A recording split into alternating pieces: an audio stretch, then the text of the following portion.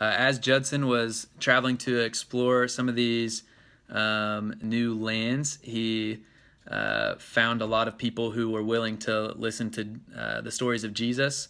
And actually, a lot of really cool stories that happened as a result of that. But one of the more important things that happened while he was out there is that actually his wife, Anne, died in 1826 while he was out exploring these lands. And then 6 months later, their son died as well. And so throughout her life, she had given birth 3 times, and none of them survived to adulthood. And she passed away in 1826. She was also, Anne Judson was very impressive as well. She translated multiple books into Burmese. She was the first ever person to translate the Bible into Thai. And there are actually multiple colleges in America that are named after her, so she's kind of impressive, I guess.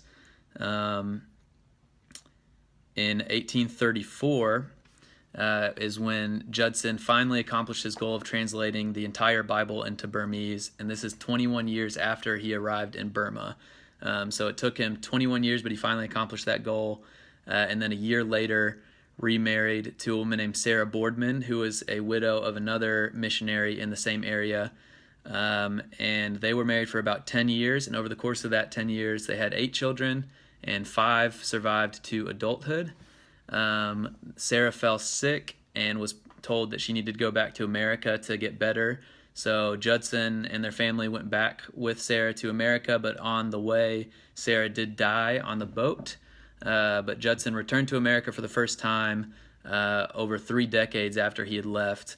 And he was there for only about a year, but he was greeted as a celebrity, a really big deal. He went on speaking tours.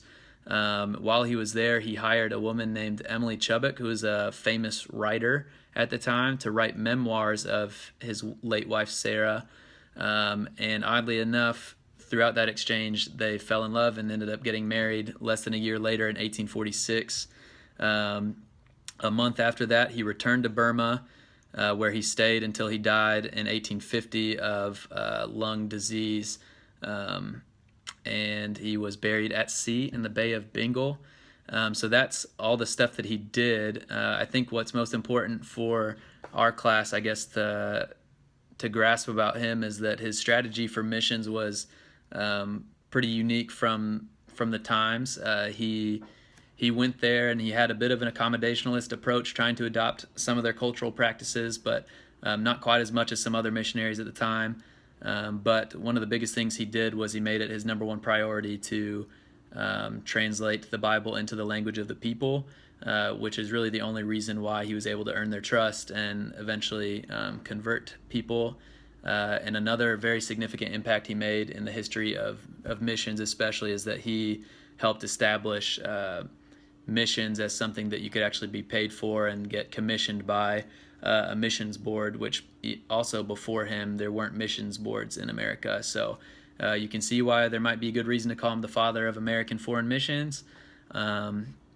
That's my presentation on Adoniram Judson.